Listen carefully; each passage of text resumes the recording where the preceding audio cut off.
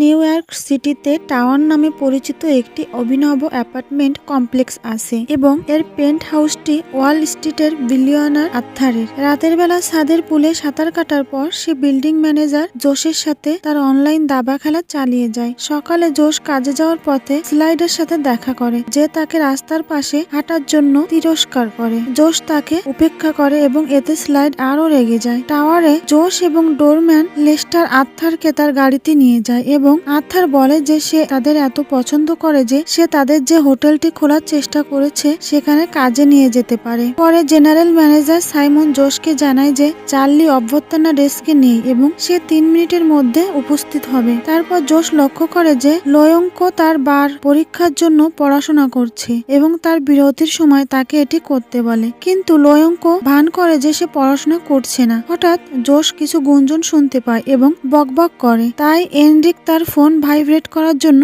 ক্ষমা চায়। সাইমন ব্যাখ্যা করে যে এনরিক তাদের নতুন লিফট অপারেটর, তাই জোশ তাকে সমস্ত নিয়ম বলে দেয়। তারা টিপস নিতে পারে না এবং ভাড়াটেদের তাদের পূর্ণ মনোযোগ 24/7 দিতে হবে, তাই কোনো ফোনের অনুমতি নাই। তারপর জোশ লক্ষ্য করে যে তার শ্যালক চার্লি 20 মিনিট দেরিতে এসেছে। চার্লি ভয় পাচ্ছে কারণ তার গর্ভবতী স্ত্রী তার 3য় ত্রৈমাসিক গর্ভবতী, কিন্তু চাকরি হারানোর বিষয়ে চিন্তিত না। সে একজন এশিয়ান ভাড়াটেকে ফুল দিয়ে মুগ্ধ করে এবং চাইনিজ ভাষায় কথা বলে, নিজেকে প্রমাণ করে। পরে জোশ ফিৎজুর সাথে যায় এবং তাকে মনে করিয়ে দেয় যে তাকে চলে যেতে হবে কারণ তাকে উচ্ছেদ করা হয়েছে এবং ব্যাংক আগামীকাল আসছে। ফিৎজু জানায় যে সে তার চাকরি হারিয়েছে এবং কেউ তাকে সাহায্য করবে না, তাই জোশ তাকে কিছু সময় দিতে রাজি হয় এবং ব্যাংককে লিফটের রক্ষণাবেক্ষণের কারণে সময়সূচি পরিবর্তন করতে বলে। তাদের শিফট শেষ হওয়ার পর লেস্টার জোশকে জানায় যে টাওয়ারে কাজ করার এটি তার শেষ বছর কারণ সে অবসর নিচ্ছে। পরের দিন সকালে জোশ কাজে যাওয়ার পথে রাস্তায় একজন মহিলার সাথে স্লাইডে তর্ক করতে দেখে,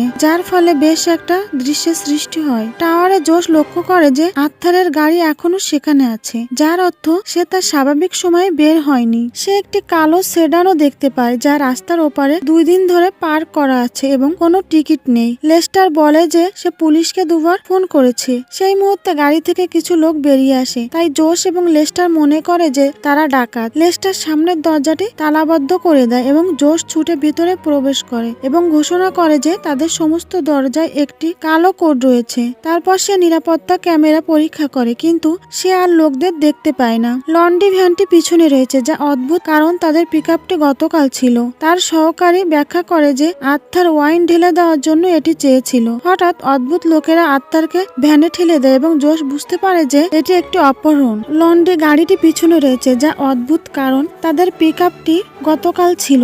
তার সহকারী ব্যাখ্যা করে যে আর্থার ওয়াইন ঢেলে দেওয়ার জন্য এটি চেয়েছিল। হঠাৎ অদ্ভুত লোকেরা আর্থারকে গাড়িতে ঠেলে দেয় এবং জোশ বুঝতে পারে যে এটি একটি অপহরণ। জোশ রাস্তায় গাড়ির পিছনে দৌড়াতে শুরু করে, কিন্তু হঠাৎ এজেন্ট কেলার তাকে নামিয়ে আনে। একই সময়ে গাড়িটি দুর্ঘটনাগ্রস্ত হয় এবং আর্থারকে গ্রেপ্তার করার জন্য FBI এজেন্টদের একটি দল ঘিরে ফেলে। জোশ তাকে রক্ষা করার চেষ্টা করে, বলে যে সে শিকার, কিন্তু ক্লিয়ার ব্যাখ্যা করে যে এটি কোনো অপহরণ ছিল না। আর্থার পালানোর চেষ্টা করছিল কারণ সে জানতো যে তাকে খুঁজছে। শীঘ্রই সমস্ত মিডিয়ার সাংবাদিকরা ঘোষণা করে যে আর্থারকে জালিয়াতির জন্য গ্রেপ্তার করা হয়েছে, তাই তার সম্পদ জব্দ করা হয়েছে। জোশ সমস্ত টাওয়ার কর্মচারীদের জড়ো করে তাদের বলে যে যেহেতু আর্থার বোর্ডে আছেন, তাই জোশ তাকে তাদের সমস্ত পেনশন পরিচালনা করতে বলেছিলেন, তাই সম্ভবত এখন টাকা শেষ হয়ে গেছে। পরের দিন আর্থারকে $10 মিলিয়ন জামিনে মুক্তি দেওয়া হয়, তবে তাকে গৃহবন্দী থাকতে হবে। কেলে আর জশকে বলে যে পেন্ট হাউসে মেঝে এখন FBI এবং তাকে সমস্ত নতুন নিয়ম সম্পর্কে অবহিত করে। অ্যাপার্টমেন্টের মাঝখানে কেলে আর একটি গাড়ি দেখে অবাক হয়ে যায়। আর্থার বলে যে এটি একটি ফেরারি, যা আগে কিংবদন্তি অভিনেতা স্টিভ ম্যাককুইনের ছিল এবং তিনি এটি $1 মিলিয়ন কিনেছিলেন। এখন তিনি এটি $10 মিলিয়ন কম দামে বিক্রি করবেন না। বিক্রির পরে এটি ভেঙে ফেলা হয়েছিল এবং পেন্ট হাউসের ভিতরে পুনরায় একত্রিত করা হয়েছিল। আর্থার জোশকে তার খাবার পরিচালনা করতে বলেন এবং তাকে টিপস দেওয়ার চেষ্টা করেন, কিন্তু জোশ তাকে টিপস না দেওয়ার নিয়মটি মনে করিয়ে দেন। জোশ যখন বাড়ি ফিরে আসে সে স্লিকে গ্রেপ্তার হতে দেখে। স্লাইড তাকে তার ফোন দিয়ে সবকিছু রেকর্ড করতে বলে কারণ পুলিশ তার সাথে দুর্ব্যবহার করছে, কিন্তু জোশ আবার তাকে উপেক্ষা করে। এদিকে লেস্টার সাবওয়ে স্টেশনে আছে এবং সে প্ল্যাটফর্মের ধারে পৌঁছায়। তার মানে অন্ধকার চিন্তাভাবনা তার মনে জেগে ওঠে। কয়েক মিনিট পরে চার্লির একটি জরুরি ফোনে জশ স্বাভাবিকভাবে ফিরে আসে। জশ হাসপাতালে ছুটে যায় এবং জানতে পারে যে লেস্টার আত্মহত্যা করার চেষ্টা করেছিল, কিন্তু শেষ মুহূর্তে একজন পুলিশ তাকে বাঁচিয়েছে। লেস্টার প্রকাশ করে যে সে তার সমস্ত সঞ্চয় আর্থারকে বিনিয়োগ করার জন্য দিয়েছিল এবং এখন সে অবসর নিতে পারবে না। তাই জশ তাকে প্রতিশ্রুতি দেয় যে আর্থার তাকে টাকা ফেরত দেবে। পরে জশ টাওয়ারে ফিরে আসে এবং ফিৎজুকে লিফটে দেখতে পায়। অবশেষে তাকে উচ্ছেদ করা হয়েছে এবং তার স্ত্রী বিবাহ বিচ্ছেদের বাচ্চাদের নিয়ে গেছে। যেহেতু ফিৎজু ওয়াল স্ট্রিটের লোক, তাই জোশ তাকে জিজ্ঞাসা করে যে আর্থার কখন বুঝতে পেরেছিলেন যে তার ব্যবসা শেষ হয়ে গেছে। ফিৎজু বলে যে এটি সম্ভবত প্রায় 1 বছর আগে ছিল এবং আর্থার উপস্থিতি বজায় রাখার জন্য লেস্টারের টাকা নিয়েছিল। তারা পেন্ট হাউসে পৌঁছায়। এফবিআই এজেন্টরা তাদের যেতে দিতে চায় না, কিন্তু চার্লি দাবি করে যে তারা আর্থারের আবর্জনা এবং নাস্তার অর্ডারের জন্য এখানে এসেছে। অবশেষে জোশ তার বন্ধুত্বপূর্ণ মনোভাব ত্যাগ করে এবং আর্থারকে তার কাজের জন্য ডাকে। তবুও আর্থার এখনও নির্দেশ বলে দাবি করে এবং দাবি করে যে এফবিআই মিথ্যা বলছে। ক্ষিপ্ত জশ একটি গলফ ক্লাব ধরে গাড়িতে আঘাত করতে শুরু করে। প্রতিটি জানালা এবং আলো ভেঙে আর্থারকে তার মিথ্যার জন্য চিৎকার করে। পরে সাইমন জশকে বরখাস্ত করে, কিন্তু চার্লি এবং এনরিককেও সাথে থাকার জন্য। জশ চার্লির সাথে কথা বলার চেষ্টা করার আগে সমস্ত কর্মচারীদের শেষ বিদায় জানায়, যে মনে করে জশ সবসময় তাকে বরখাস্ত করতে চেয়েছিল। জশ এটি নিশ্চিত করে এবং বলে যে চার্লি সবসময় তার কাজে খারাপ ছিল। উল্লেখ করে যে সে একজন কোরিয়ান মহিলার সাথে চীনা ভাষায় কথা বলেছিল। চার্লি শোনে না এবং চলে যায়। একটি বারে জশ ক্লিয়ারের সাথে দেখা করে এবং তাকে আর্থার সম্পর্কে অনেক তথ্য দেয়, যার মধ্যে তার ভ্রমণের সময়সূচিও রয়েছে। যাই হোক, এফবিআই ইতিমধ্যে এই সব কিছু জানে এবং কেলিয়ার ব্যাখ্যা করে যে ব্যাংক সম্ভবত আর্থারের সমস্ত সম্পদ নিয়ে যাবে, তাই কর্মচারীদের তাদের টাকা ফেরত পাওয়ার সম্ভাবনা প্রায় শূন্য। হতাশ হয়ে জশ চলে যাওয়ার সিদ্ধান্ত নেয়, কিন্তু কেলিয়ার তাকে তার সাথে ড্রিঙ্ক করার জন্য আমন্ত্রণ জানায়। তারা মাতাল হয়ে যায় এবং কেলিয়ার জানায় যে আর্থারের মতো ব্যবসায়িক অপরাধীরা সাধারণত ধরা পড়ার সম্ভাবনার জন্য কোথাও জরুরি অর্থ লুকিয়ে রাখে। এফবিআই লক্ষ্য করে যে কয়েক মাস আগে আর্থারের অ্যাকাউন্ট থেকে 20 মিলিয়ন টাকা কেটে নেওয়া হয়েছিল এবং সে ভাবছে যে এটি কোথায়। এটি জোশকে একটি ধারণা দেয়। পরের দিন জোশ টাওয়ারে ফিরে আসে এবং একজন গার্ড তাকে প্রবেশ করতে বাধা দেওয়ার চেষ্টা করে, কিন্তু জোশ বলে যে সে কেবল কিছুই ভুলে গেছে এবং তাকে মনে করিয়ে দেয় যে তার গায়ে ময়লা লেগে আছে। তার অফিসে জোশ তার নোটবুকটি পায় এবং একটি সেফ সম্পর্কে তার লেখা কিছু নোট পরীক্ষা করে। সেই সেফ মডেলটি অধ্যয়ন করার জন্য একটি দোকানে থামার পর সে এনরিক, চার্লি এবং ফিৎজুকে একটি বিশেষ মিটিং করার জন্য খুঁজতে যায়। জোশের বাড়িতে সে তার বন্ধুদের বলে যে আর্থার কয়েক বছর আগে তার অ্যাপার্টমেন্টের জন্য একটি সেফ কিনেছিল, তাই সেফটি অবশ্যই এর পিছনে থাকবে এবং সেই কারণে এফবিআই এটি খুঁজে পায়নি। জোশ মনে করে যে হারিয়ে যাওয়া $20 মিলিয়ন ওই সিন্ধুকের মধ্যে আছে এবং চুরি করতে চায়, কিন্তু তাদের সাহায্যের প্রয়োজন। এনরিক এবং ফিৎজু একমত, কিন্তু চার্লি দ্বিধাগ্রস্ত এবং উল্লেখ করে যে তারা চুরি সম্পর্কে কিছুই জানে না। জোশ তাদের উত্তর দেয় যে তার কাছে একটি সমাধান আছে। কারাগারে কিছুক্ষণ পরে স্লি অবাক হয়ে যায় যখন সে জানতে পারে যে কেউ তার জামিন করছে। যখন সে বেরিয়ে আসে তখন সে জোশকে তার জন্য অপেক্ষা করতে দেখে। জোশ তাকে গাড়িতে করে এবং কিছু ছোটোখাটো কথা বলার চেষ্টা করে। তাই বিরক্ত স্লাইড জ্বালানিতে পা বাড়ে এবং তাকে জিজ্ঞাসা করে যে এতক্ষণ ধরে তাকে উপেক্ষা করার পরেও কেন সে তাকে সাহায্য করছিল এবং রেড লাইট এড়িয়ে চলতে হয় যতক্ষণ না সে গাড়ি থামাতে সক্ষম হয়। তারপর সে প্রকাশ করে যে সে এবং স্লাইড বাচ্চাদের মতো একই ডে কেয়ারে যেত। স্লাইডের মনে পড়তে কয়েক মিনিট সময় লাগে এবং যখন সে তা করে তখন সে জোশকে তার খিঁচুনির জন্য উপহাস করে। জোশ তাকে তার পরিকল্পনা সম্পর্কে না বলা পর্যন্ত তাদের তর্ক থামে না। শপিং মলে তারা জোশের বন্ধুদের সাথে দেখা করে, কিন্তু স্লাইড প্রভাবিত হয় না, বলে যে এই তিনজন এলোমেলো ছেলে ডাকাতির সময় অকেজো হয়ে যাবে। জোশ তাদের রক্ষা করার চেষ্টা করে, তাই সিলি তাদের কিছু চুরি করার জন্য 15 মিনিট সময় দিয়ে নিজেদের প্রমাণ করতে বলে। তারা প্রত্যেকে আলাদা আলাদা দোকানে যায় এবং ভান করে যে তারা কিছু কিনতে চায়। কর্মচারীদের বিভ্রান্ত রাখে যতক্ষণ না তারা তাদের পোশাকের মধ্যে একটি পণ্য লুকিয়ে রাখতে পারে। তারা সমস্ত জিনিস স্লাইডের কাছে নিয়ে আসে, যিনি আসলে মুগ্ধ হন এবং তাদের সাথে কাজ করতে রাজি হন। তিনি আরও প্রকাশ করেন যে তিনি তাদের মানিব্যাগ খালি করেছেন। কিছুক্ষণ পরে দলটি একটি ভবনের উপরে মিলিত হয়। তুষারপাত হচ্ছে, তবুও স্লাইড অন্যদের জ্যাকেট পরতে দেয় না। তিনি ব্যাখ্যা করেন যে ডাকাতির সময় পরিস্থিতি দ্রুত পরিবর্তন হতে পারে, তাই তাদের মানিয়ে নেওয়ার জন্য প্রস্তুত থাকতে হবে। তিনি তাদের ববি পিন দেন এবং দরজায় তালা লাগানোর অনুশীলন করতে বলেন। এরপর জোশ তার বন্ধুদের বলেন যে তাদের নিরাপত্তা ক্যামেরা, দারোয়ান, প্রহরী এবং অন্যান্য কর্মচারীদের এড়াতে একটি উপায় খুঁজে বের করতে হবে। দলটি টাওয়ারের কাছে একটি রেস্তোরাঁয় যায় এলাকার গার্ড এবং পুলিশের গতিবিধি পর্যবেক্ষণ করতে। ফিৎজু চিন্তিত যে তারা দুপুরে খাবারের সামর্থ্য রাখতে পারবে না, কিন্তু স্লাইড বিনামূল্যে খাবার পেতে ব্যাগে করে একটি রোচ এনেছে। এখন যেহেতু তাদের কাছে আরও তথ্য আছে, জোশ পরিকল্পনাটি একত্রিত করে এবং একটি লেগো মডেল দিয়ে এটি ব্যাখ্যা করে। সন্দেহ এড়াতে স্লাইড 1 সপ্তাহের জন্য টাকা লুকিয়ে রাখবে, কারণ টাওয়ারের সাথে তার একমাত্র সংযোগ নেই। কিন্তু এন্ড্রিক মনে করে যে স্লাইড বিশ্বাসযোগ্য নয়। স্লাইড রেগে যায় এবং তার দিকে বন্দুক তাক করে, তাই জোশ তাকে শান্ত করে এবং তাকে মনে করিয়ে দেয় যে ডাকাতির ক্ষেত্রে বন্দুক ছাড়ার নিয়ম রয়েছে। সেই মুহূর্তে কেলেয়ার এবং 2 পুলিশ জোশের সাথে দেখা করতে আসে। অন্যরা আতঙ্কিত হয়ে লুকিয়ে থাকে এবং জোশ দরজার কাছে যায়। কেলেয়ার তাকে জানায় যে বিচারক পরের সপ্তাহে শুনানিতে মামলাটি খারিজ করতে চলেছেন এবং আর্থার ফেরারির জন্য জোশের বিরুদ্ধে অভিযোগ চাপাতে চান। যাই হোক, জোশ ক্ষমা চাইলে আর্থার পুরো বিষয়টি প্রত্যাহার করে নেবেন। কয়েক মিনিট পরে জোশ পেন্ট হাউসে আর্থারের কাছে ক্ষমা চাইছেন। আর্থার ক্ষমা গ্রহণ করেন এবং দাবার চাল সম্পর্কে চোরাচালানের কথা বলেন, যার অর্থ তিনি জিতেছেন।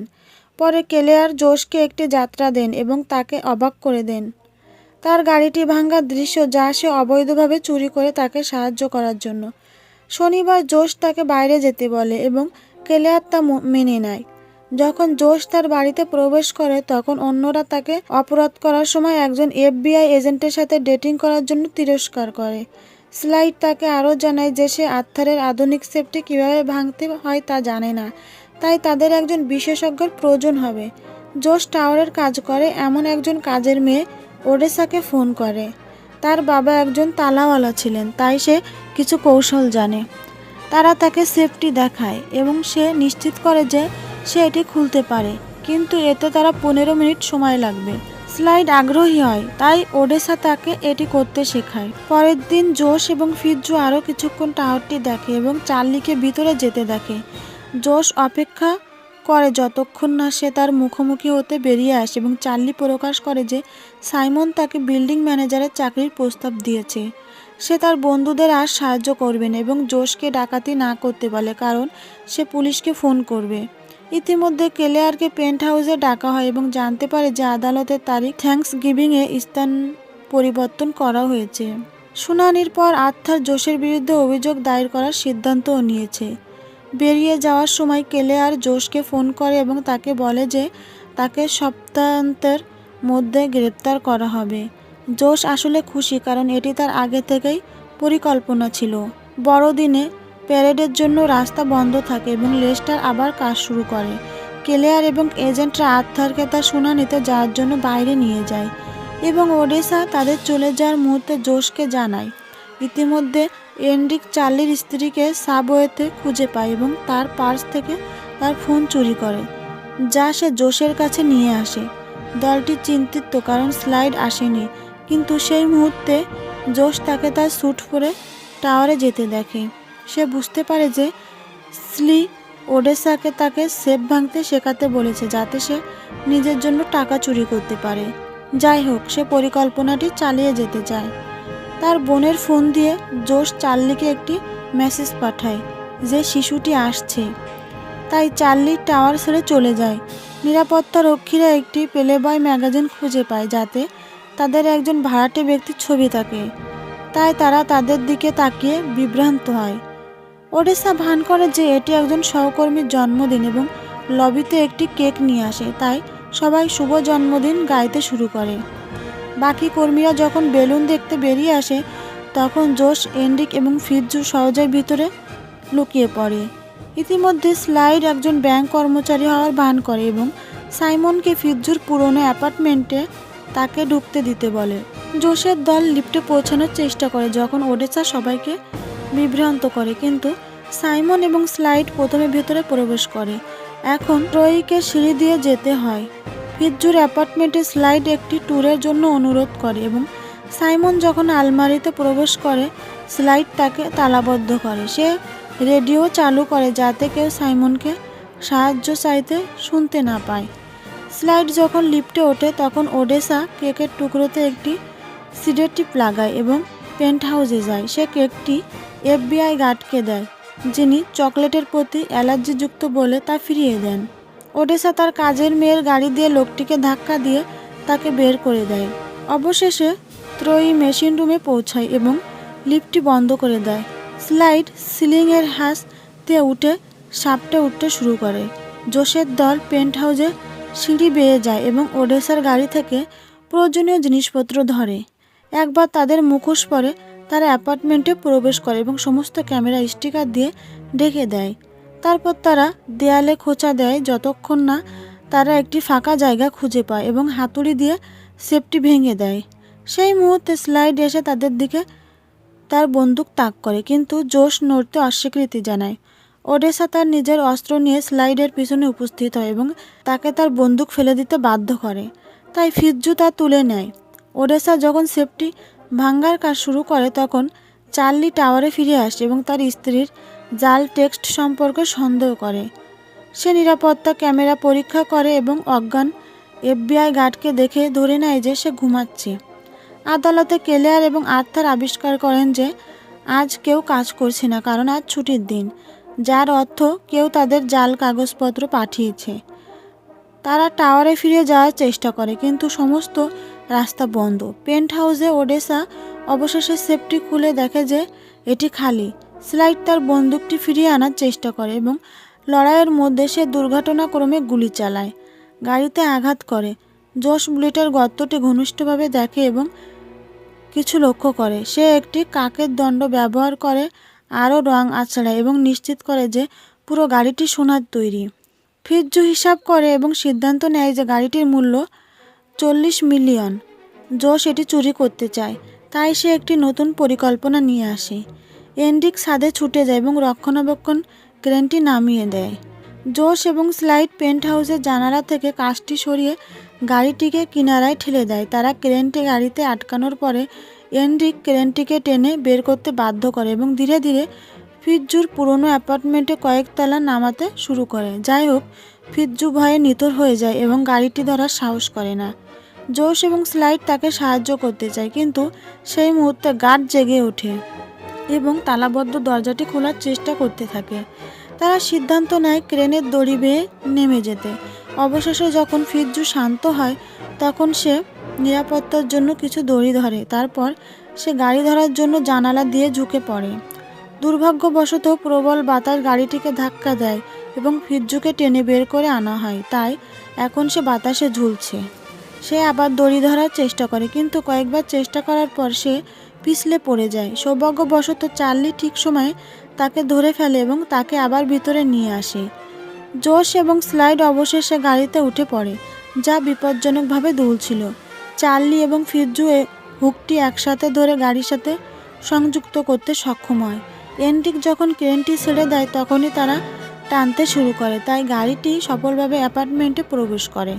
তারপর চার্লি তার জীবন নষ্ট করার জন্য জোশকে তিরস্কার করে, কিন্তু সোনার কথা জানতে পেরে সে সাহায্য করতে রাজি হয়। দলটি ভাবছে কিভাবে লিফটে গাড়িটি ঢোকানো যায়। যাই হোক, চার্লির আরও ভালো ধারণা আছে। তারপর এন্ড্রিক লিফটটি চালু করে এবং পেন্ট হাউসের মেঝের ঠিক নিচে আবার থামায়।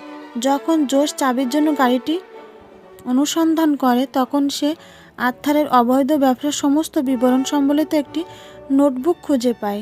সেই মুহূর্তে একজন ভাড়াটে তার অ্যাপার্টমেন্ট থেকে বেরিয়ে আসে তার কুকুরের সাহায্য চাইতে। চার্লি কুকুরছানাটিকে নিয়ে যায়, ঠিক যেন ভদ্র মহিলা বাড়ি ফিরে যান। ক্লেয়ারের ড্রাইভার অবশেষে টাওয়ারে পৌঁছানোর জন্য একটি বিকল্প রাস্তা খুঁজে পায়। তখন ছেলেরা গাড়িটিকে লিফটের উপর ঠেলে দেয়, যা হঠাৎ নিচে নামতে শুরু করে। কুকুরটি লাফিয়ে পড়ে এবং জোশকে এটি ধরতে হয়। এনরিক তার বন্ধুদের সতর্ক করে যে নিরাপত্তা তাকে অতিক্রম করছে। লবিতে আর্থার এবং এজেন্টরা লিফটে ওঠে, যা এখন আবার উপরে উঠতে শুরু করে। ক্লেয়ার একটি কুকুরের ঘেউ ঘেউ শুনতে পায়, কিন্তু সেদিকে কিছুই ভাবে না। শাফটের উপরে একটি গ্রিল আটকে আছে এবং গাড়িটি এতে ধাক্কা দেয়, কিন্তু সৌভাগ্যবশত লিফটটি সেখানেই থেমে যায়।